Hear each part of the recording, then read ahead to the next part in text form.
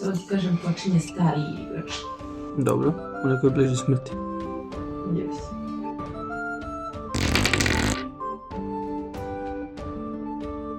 Dobrodošli nazad na tablu, a danas je na stolu Stupid Deaths ili ti glupe smrti. Ovu igru su nam doneli sestre i zeti iz Amerike. Kao što vidite, kutija je vrlo interesantnog oblika i podsjeća na nadgrobni spomenik. Sa prednje strane stoji slogan Zastrašujuće smešna igra, a sa svih strana je kutija markirana logom ekipe dizajnera University Games.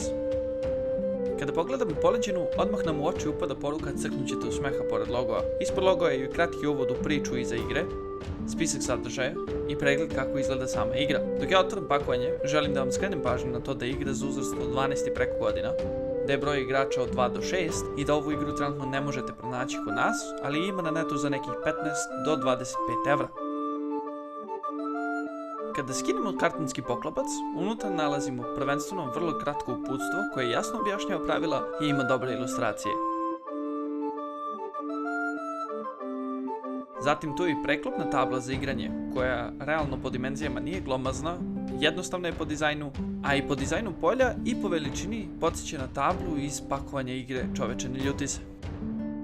Odmah ispod tu je kartončić sa tokenima, gde su 6 anđelčića tokeni dodatnog života za igrače, a pored bi trebao da bude token koji predstavlja smrt, mada očigledno nas ni smrt neće. Pohvaljujemo i Ziploc kesicu sa pijunima u 6 boja, brown, beloj, sivoj, žutoj, naranđastoj i crvenoj, a sam kvalitet pijuna i izgled pijuna podsjeća dosta na ne ljuti se čoveče koji bi recimo neko kupio kod Kineza. I tu je naravno i belo postolje koje služi za token smrti. Najvažnije, to je i glavna stvar ove igre, 3 špila, od kog u svakom ima po 100 karta za igranje. Dok se ja trgam sa folijom u pozadini, jer ova markirana traka zapravo ne služi za lakše otvaranje, zamolit ću vas da ukoliko vam se dopalo šta vidite do sada bacite jedan like, puno nam znači. Sami karta znači ima 300, ali interesantno je što u našoj kopiji ima 152 istinite smrti i 148 lažnih.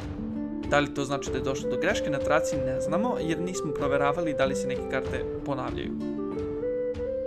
Pronalazimo i tokene za glupo glasanje u interesantnom obliku mrtvačkog sanduka, a svakom igraču sleduju po 2. Jedan za istinu i drugi za laž. Eto i smrti, tokena koje je pobegao iz svog originalnog pakovanja te se sakrio na dno. Eto nas, stigo smo do kraja još jednog klipa. Ukoliko praznujete, srećan Vaskrs, Hristos Voskrese! Vidimo se sljedećeg petka, a do tada srećno igranje, želimo vam šestice i džokere!